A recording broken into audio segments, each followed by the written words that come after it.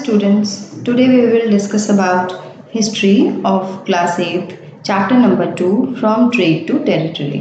Means किस तरीके से ब्रिटिश हमारे इंडिया में ट्रेड के बहाने से आए और हमारे इंडिया को गवर्न किया, मतलब हमारे इंडिया पर रूल किया उन्होंने काफ़ी सालों तक.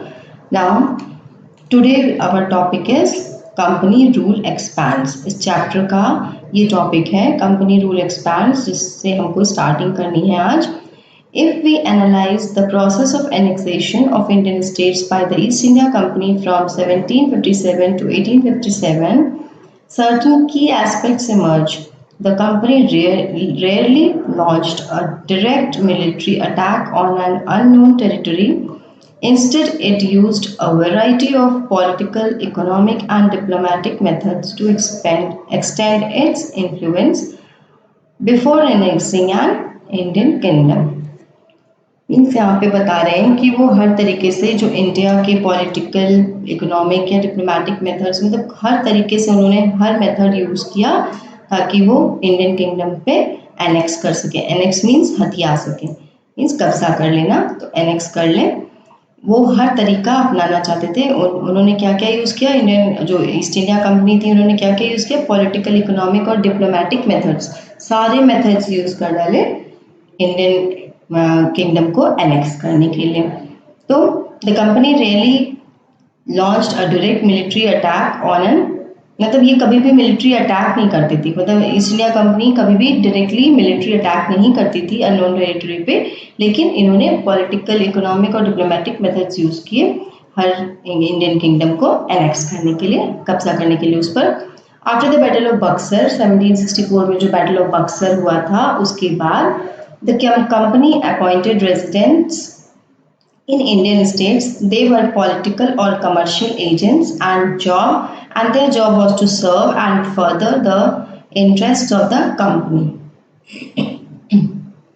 यहाँ पे बोल रहे हैं कि बैटल ऑफ बक्सर के बाद कंपनी ने बहुत सारे रेजिडेंट्स, मतलब बहुत सारे अपने लोगों को, ऑफिशियल्स को तैयार कर दिया, एजेंट्स को, कमर्शियल एजेंट्स को तैयार कर दिया, जिनका काम था कि वो जो वहाँ के जो लोकल राजा हुआ करते थे, जो किंगडम के नवाब हुआ करते थे, उनके बारे में उनको प्रॉपर इंफॉर्मेशन आके दे सकें.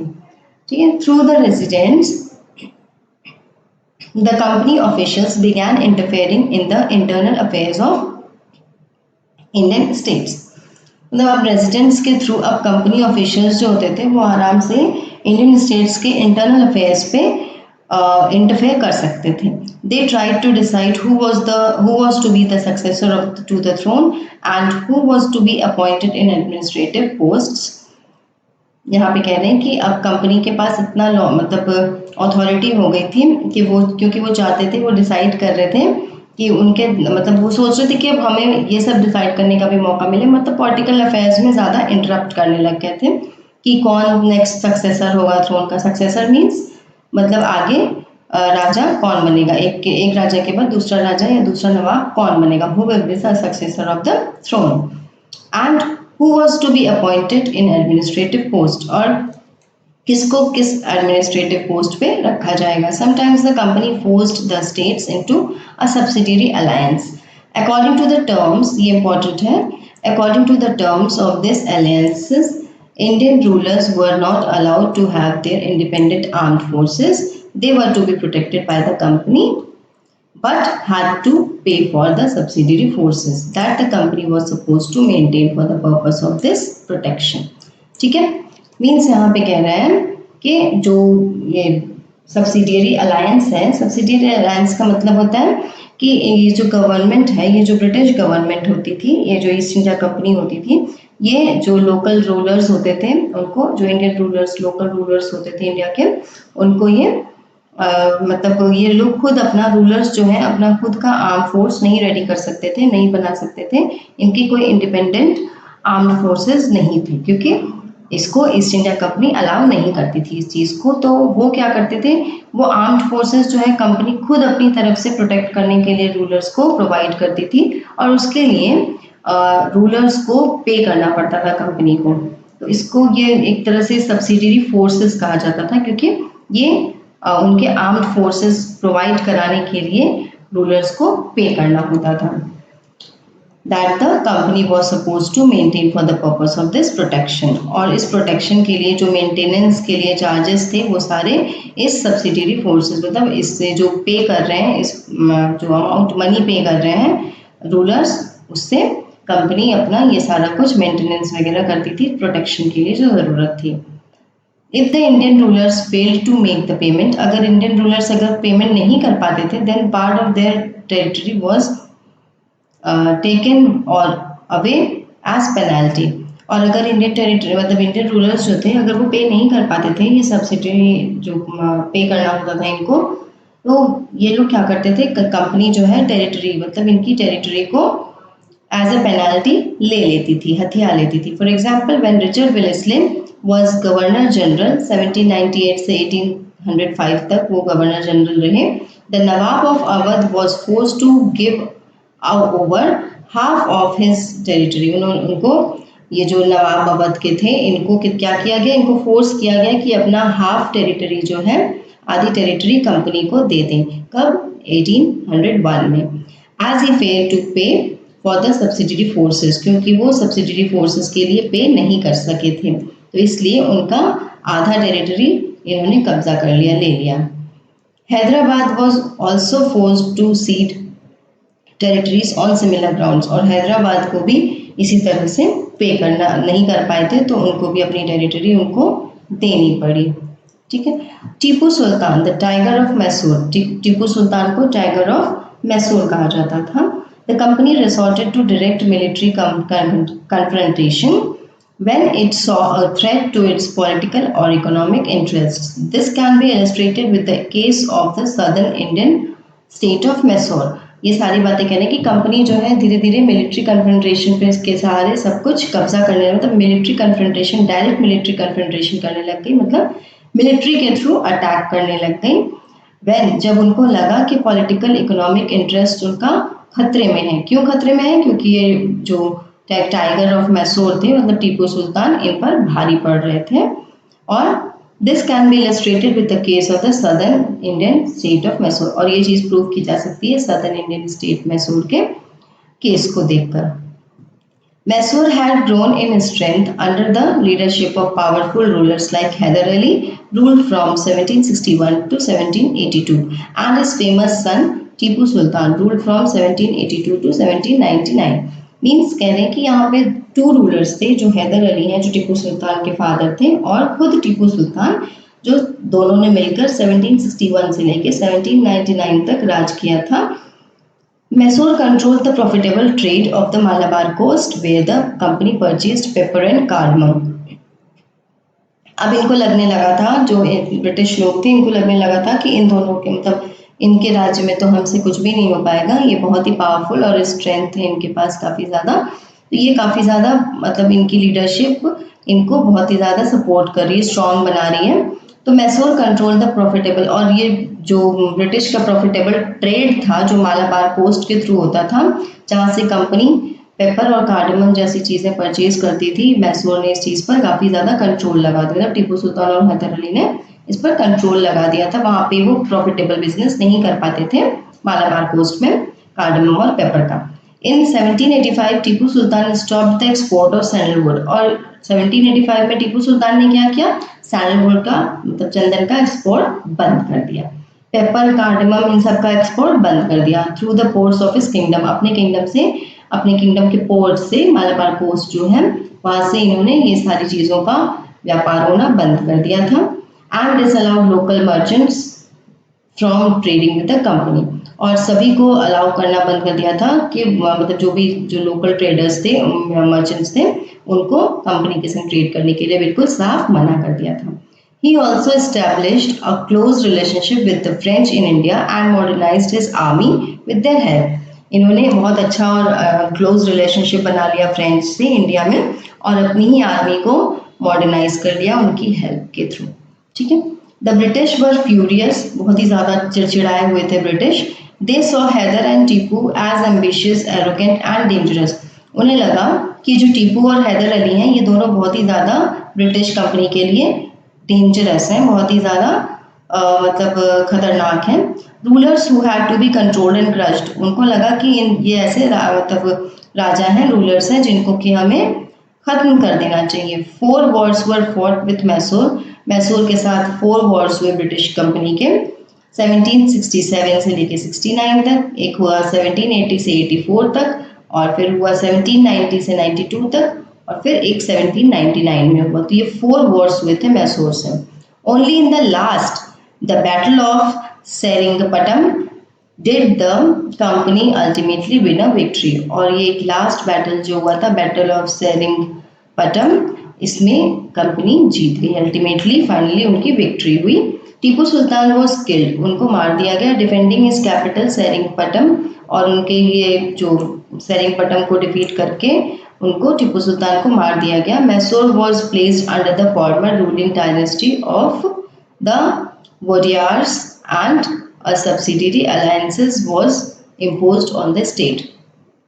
अब जो फॉर्मर रूलर थे, मतलब जो मैसूर में टीपू सुल्तान के पहले जो डायनेस्टी थी वॉरियर्स की जो थी, तो वो भी अब वापस से आ गई और उनसे भी सब्सिडियरी अलायंसेस लेना शुरू कर दिया कंपनी ने। सब्सिडियरी अलायंसेस मैंने आपको पहले भी बता दिया है कि जब कंपनी अपनी तरफ से आर्म्ड फोर्सेस प्रोवाइड करती थी, सपोर्ट और प्रोटेक्शन प्रोवाइड करती थी किसी रूलर को, तो उसको और उसके फेवर में उन्हें पे करना पड़ता था रूलर्स को, तो इस वजह से इसको हम सब्सिडियरी अलायंस कहते हैं। और टीपू सुल्तान के पास डायनेस्टी ऑफ वोडियार्स वापस आ गई और इनको भी सब्सिडियरी अलायंस पे करना पड़ा, किसको? ब्रिटिश को।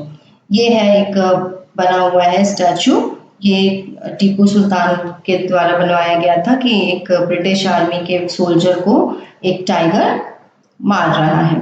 तो ये पिक्चर जो है बनी हुई है, ये आप देखें, ये लंदन में रखी हुई है, ये अभी भी ये स्टैचू जो है लंदन में रखा हुआ है। यूरोपियन सोल्जर है, इसको मार रहा है ये टाइगर, ठीक है। वॉर विद द मराठास, अब मराठास पे बात आ गई। अभी तक तो मैसूर का काम खत्म हुआ, फिर बंगाल का हो गया था, अब मराठास पे बात आ गई। अब यहाँ पे वॉर हुआ, यहाँ पे 4 वॉर्स ऑफ मैसूर हुए, then war with the Marathas.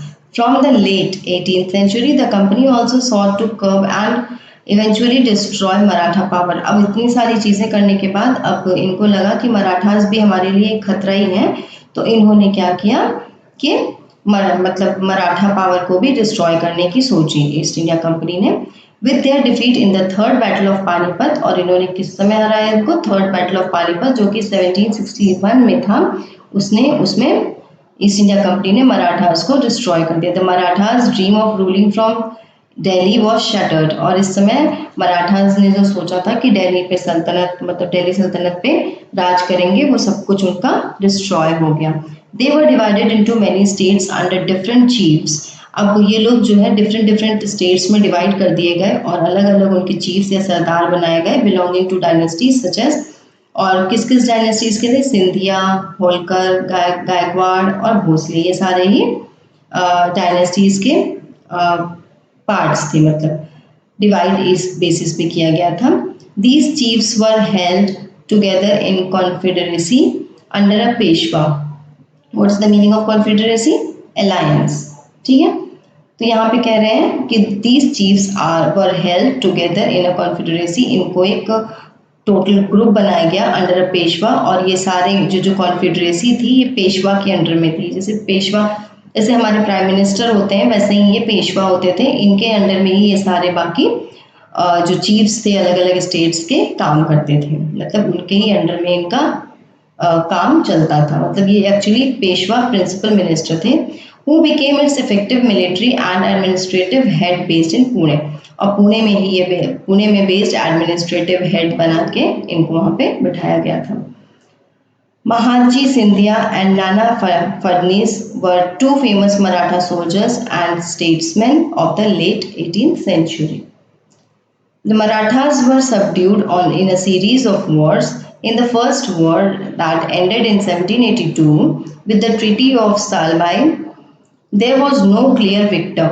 यहाँ पे कोई भी जीता नहीं था, कुछ भी नहीं पता चलता, कंफ्यूजन था। The second Anglo-Maratha war was fought on different fronts, जो कि ये मराठा वॉर कब हुआ था? 1803 से 1805 तक।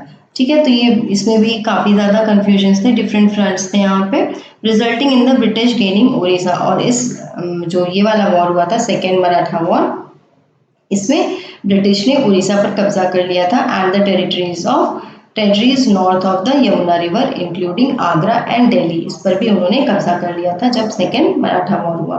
Finally the third Anglo Maratha war of 1817 till 19 crushed Maratha war a power.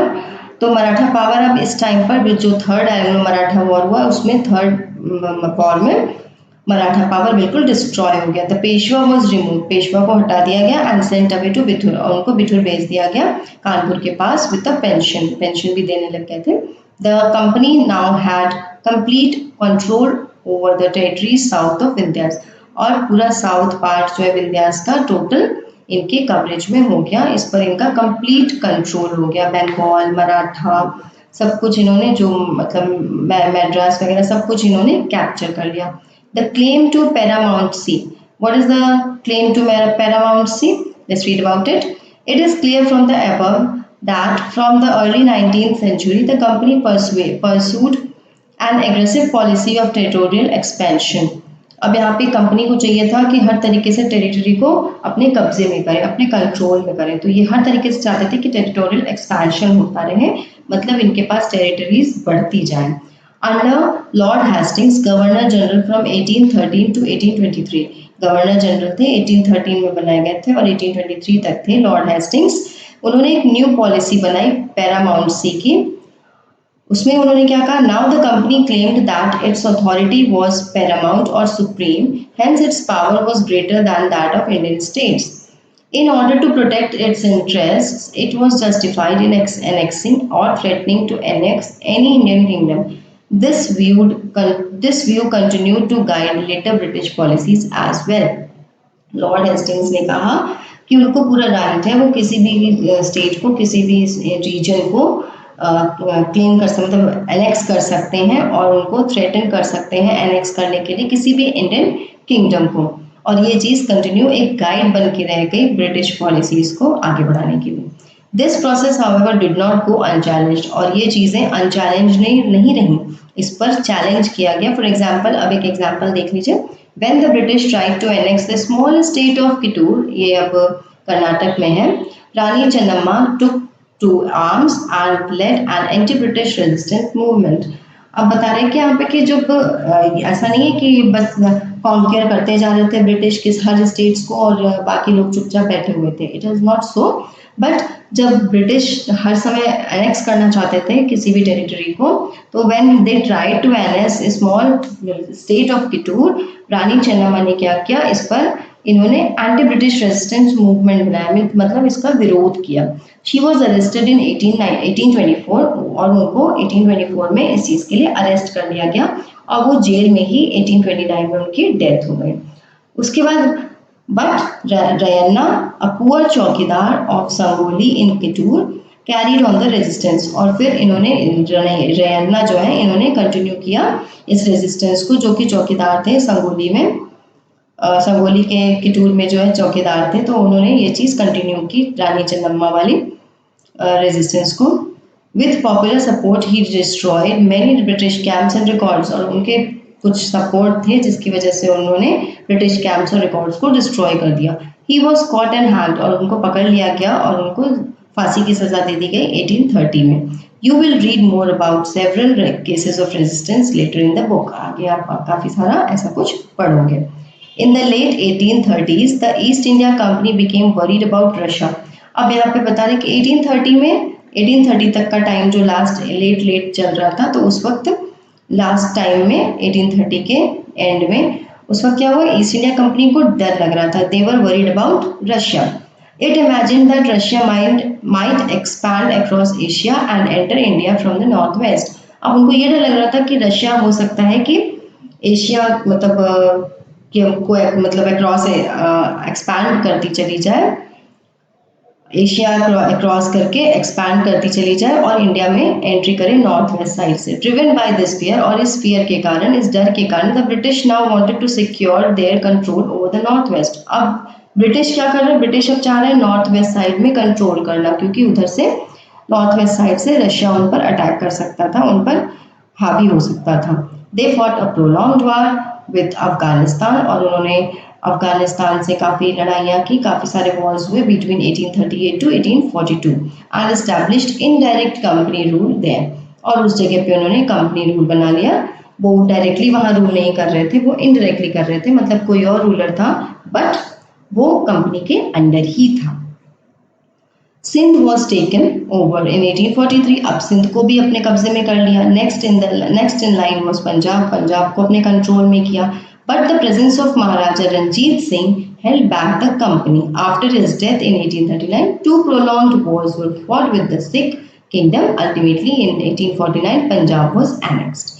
पहले तो इन्होंने कोशिश किया पंजाब को भी अपने अंडर में करने के लिए, बट उस समय जो महाराजा रंजीत सिंह थे उन्होंने कंपनी को हरा के भेज दिया वापस। लेकिन उनकी डेथ के बाद 2 वॉर्स हुए और उसके बाद सिख किंगडम अल्टीमेटली डिस्ट्रॉय हो गया और उन्होंने पंजाब को 1849 में एनेक्स कर लिया, मतलब उस पर अपना शासन कर लिया, कब्जा कर लिया। The doctrine of lapse, this is the most important doctrine, इस टाइम का ये सबसे इम्पोर्टेंट डॉक्ट्रिन है, जो कि एक रूल था ब्रिटिश की ओर से, एक डॉक्ट्रिन बनाई गई थी। क्या कि अगर किसी भी रूलर का कोई भी अगर खुद का बच्चा ना हो, देन आप एडॉप्टेड बच्चे को अपने थ्रोन पे, राजगद्दी पे नहीं बैठा सकते और वो ईस्ट इंडिया कंपनी अपने अंडर कंट्रोल ले लेगी। तो ये चीज़ जो है डॉक्ट्रिन ऑफ लैप्स थी। The final wave of annexation occurred under Lord Dalhousie. अब लॉर्ड डलहौजी थे, इनके कारण एनेक्स मतलब इनके कस्टडी में एनेक्सेशंस हो रहे थे। Who was the governor general from 1848 to 1856, और ये गवर्नर जनरल 1848 से लेके 1856 तक रहे। He devised a policy that came to be known as the Doctrine of Lapse. इन्होंने एक पॉलिसी बनाई जिसका नाम Doctrine of Lapse था। The doctrine declared that if an Indian ruler died, अगर कोई इंडियन रूलर मर गया जिसके कोई मेल एयर नहीं है किंगडम को संभालने के लिए, तो वो डिस्ट्रॉय हो जाएगी किंगडम और वो एक कंपनी टेरिटरी का पार्ट बन जाएगा। One kingdom after another was annexed simply by applying this doctrine, और इसी यही डॉक्ट्रिन अप्लाई करते करते कंपनी बहुत सारे टेरिटरीज को एनेक्स कर चुकी थी, हथिया चुकी थी। जैसे उसमें एक फर्स्ट था, सबसे पहला डॉक्ट्रिन ऑफ लैप्स कहाँ पे फॉलो हुआ, सतारा में, then Sambalpur, then Udaipur, Nagpur and then Jhansi. Jhansi के बारे में तो हम सभी जानते हैं। Then finally in 1856 the company also took over Awadh. अब 1856 में कंपनी ने अवध पर भी कंट्रोल पा लिया। This time the British had an added argument. They said they were obliged by duty to take over Awadh in order to free the people from the misgovernment of the Nawab. Enraged by the humiliating way in which the Nawab was disposed, the people of Awadh joined the great revolt that broke out in 1857. अब यहाँ पे बता रहे हैं कि अब miss government समझ रहे थे वहाँ पे, तो वो लोग अवध पे भी उन्होंने कब्जा कर लिया।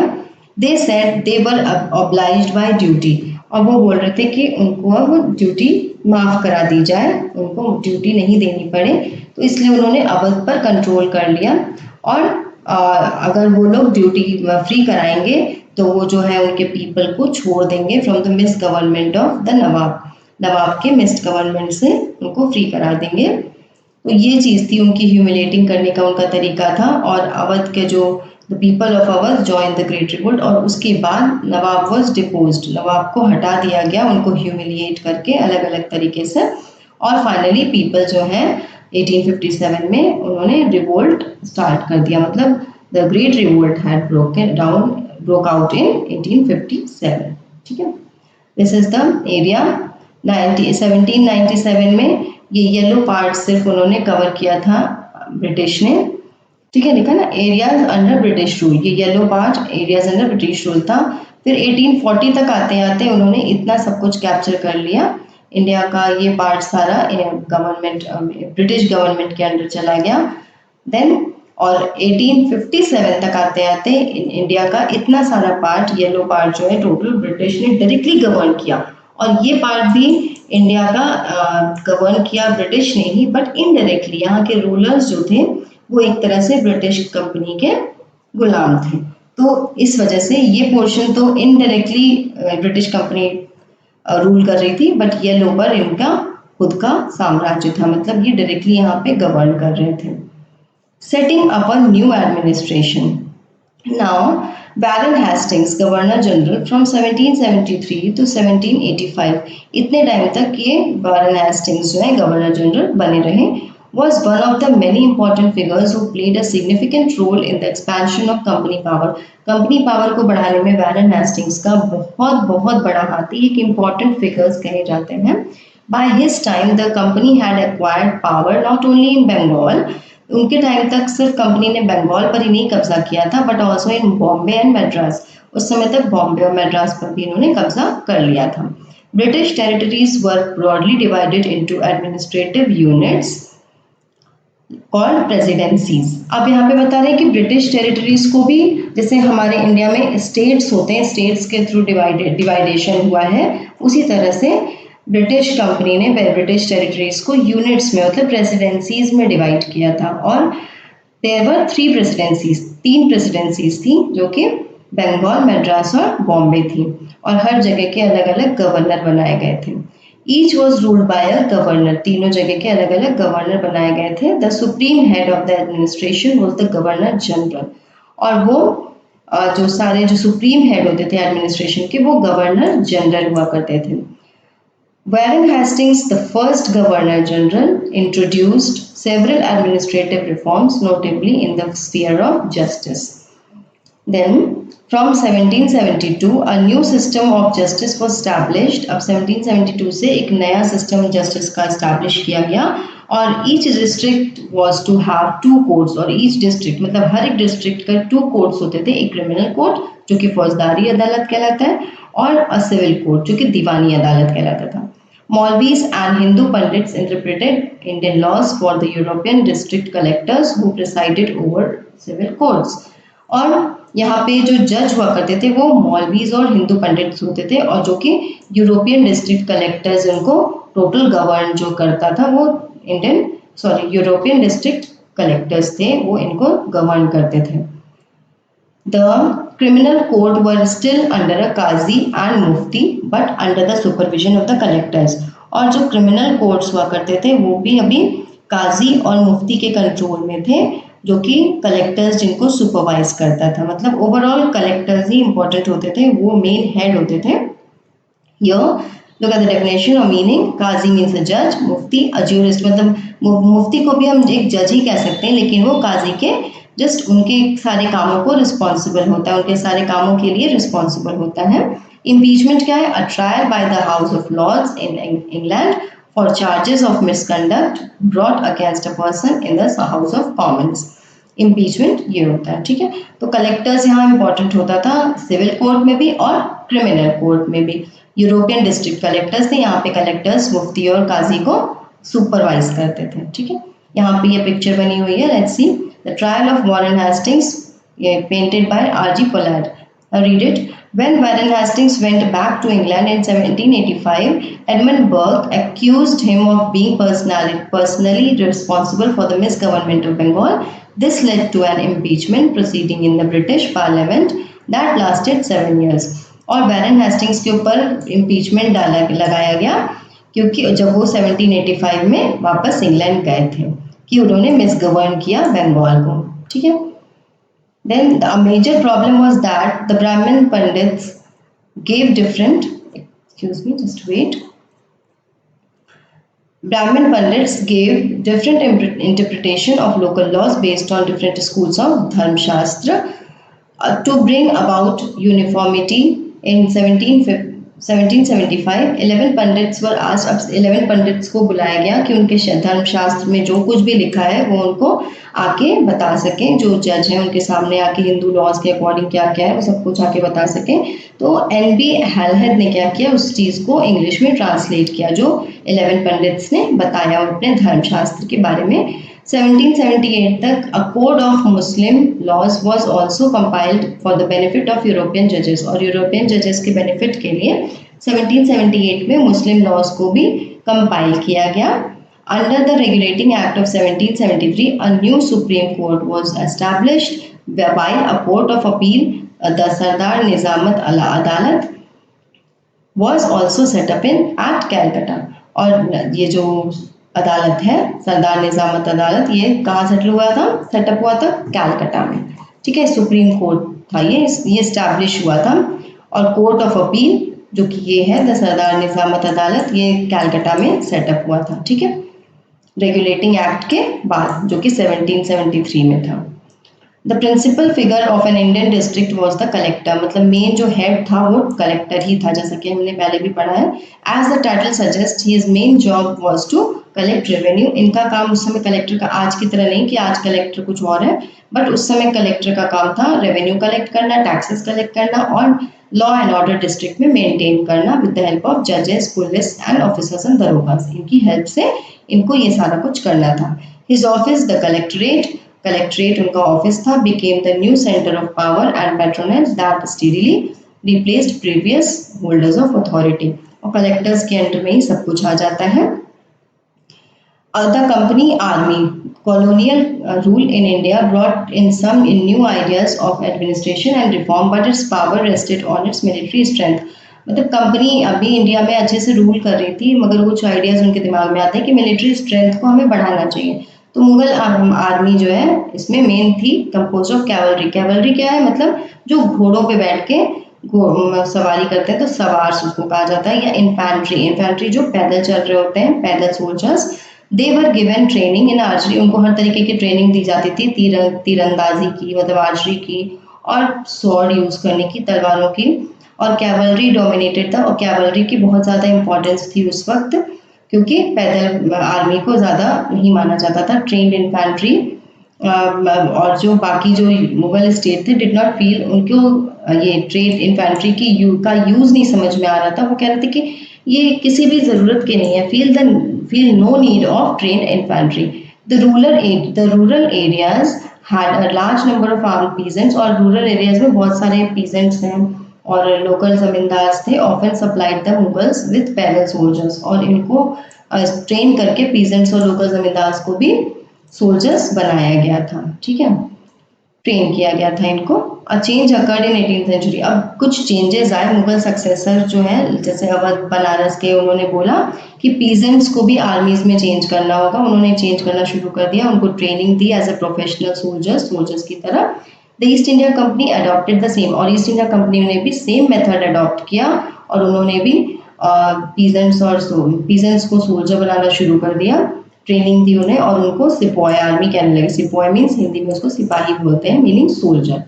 As warfare technology change from 1820s, the cavalry requirements of the company's army declined. अब कैवलरी रिक्वायरमेंट कम हो गई, मतलब जो घुड़सवारी थी वो सारी चीज़ें वो कम हो गई आर्मी में।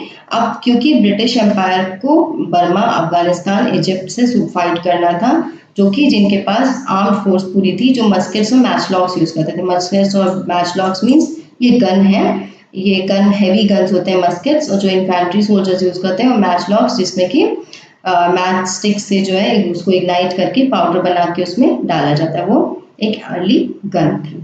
ठीक है, तो इसलिए ये बहुत ज़्यादा इंपॉर्टेंट हो गई। In the early 19th century, the British began to develop a uniform military culture। अब उन्होंने यूनिफॉर्म मिलिट्री कल्चर बनाना शुरू कर दिया। Soldiers were increasingly subjected to European style training। अब यूरोपियन स्टाइल की ट्रेनिंग उनको दी जाने लगी, जो आर्मी थी कंपनी की। And discipline that regulated their life far more than before. Often this created problem since caste and community. अब यहाँ पे कास्ट एंड कम्युनिटीज के कारण भी काफ़ी सारी चीज़ें थी, जिसके कारण काफ़ी सारे सोल्जर्स इस पे प्रोटेस्ट करने लगे, और एक रिबेल हुआ 1857 में। काफ़ी सारी चीज़ें थी जो आर्मी के लोगों को नहीं पसंद आती थी। जो सोल्जर्स हुआ करते थे, प्रोफेशनल सोल्जर्स थे, उनको वो चीज़ें नहीं पसंद थी। इस वजह से उनको फोर्स, कई चीज़ों के लिए जो उनको नहीं पसंद था उसके लिए उनको फोर्स किया जाता था। और यही सब कारण था। सिपॉयज को अच्छा नहीं लगता था ये सारी चीज़ें, वो अपने आप को डोमिनेटेड फील करते थे, और इसलिए ये सिपॉयज का रिवोल्ट हुआ 1857 में। Now conclusion, now the chapter is going to over। Now let's do the conclusion. Thus the East India Company was transformed from the trading company to a territorial colonial power. अब क्यों? क्योंकि इन्होंने पहले तो starting में trading company बन के आए थे ये, बट इन्होंने इतना ज़्यादा कैप्चर करना शुरू कर दिया था सारी इंडियन टेरिटरीज पर कि अब ये टेरिटोरियल कॉलोनियल पावर कहलाने लगे. The arrival of new steam technology in the early 18th century also added this process. Till then, it would take anywhere between 6 and 8 months to travel to India by sea. Steamships reduced the journey time to 3 weeks, enabling more Britishers and their families to come to a far-off country like India.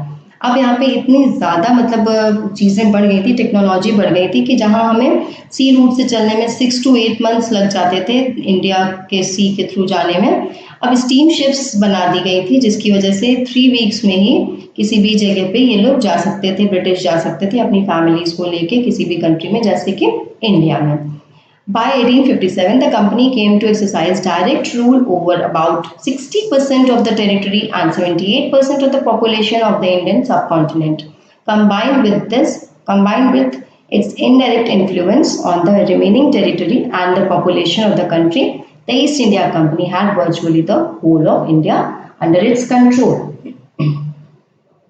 अब 1857 के time में अब ये हो गया था India का कि 63% टेरिटरीज जो हैं, जो टेरिटरीज थी इंडिया की वो सारी ब्रिटिश कंट्रोल में थी और 78% पॉपुलेशन जो है इंडियन सब कॉन्टिनेंट में थी और उनके कंट्रोल में थी. प्लस और जो बाकी रिमेनिंग कंट्रीज थी, जो बाकी टेरिटरीज थी वो सारी इनडायरेक्टली इंडियन ब्रिटिश कंपनी के कंट्रोल में थी.